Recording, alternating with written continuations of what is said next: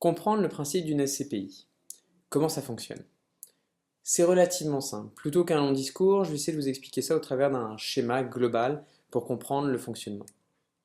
Une SCPI de rendement est composée de différents actifs immobiliers. Bureaux, commerces, entrepôts et autres. Un point commun entre ces différents actifs, ils sont tous liés à un bail commercial. Ça veut donc dire que le locataire est un professionnel.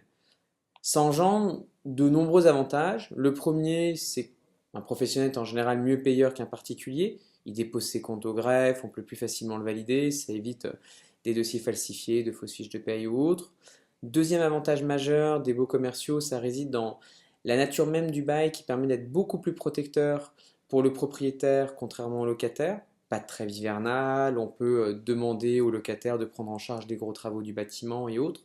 Et enfin, la tendance a été beaucoup plus calme ces 15 dernières années sur ce marché, permettant de bénéficier à des rendements relativement intéressants et donc un potentiel de plus-value plus intéressant que sur le résidentiel. Ensuite, pour gérer tout ce parc immobilier, on a besoin d'une société de gestion.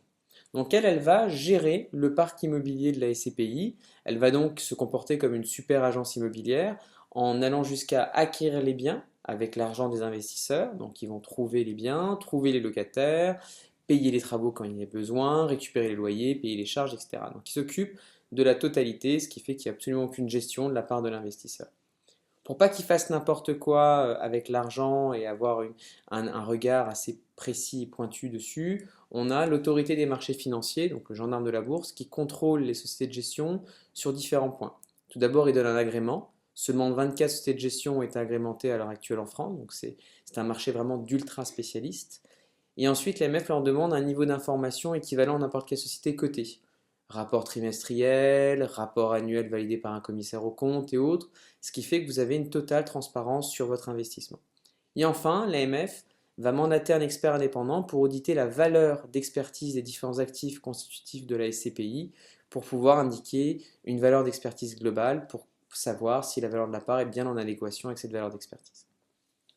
En tant qu'investisseur, vous vous situez où? Vous vous situez ici. C'est-à-dire qu'en tant qu'investisseur, vous allez détenir une partie des parts en circulation et ce qui va vous donner le droit à avoir une partie des loyers.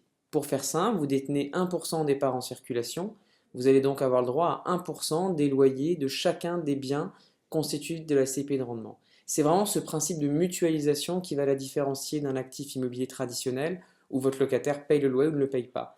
Là, chacun des locataires vous en payant une partie, vous pouvez, avec une crise majeure, avoir une très légère baisse des loyers, mais plutôt anecdotique.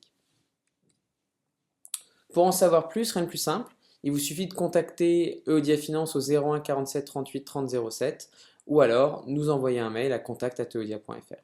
Je vous remercie.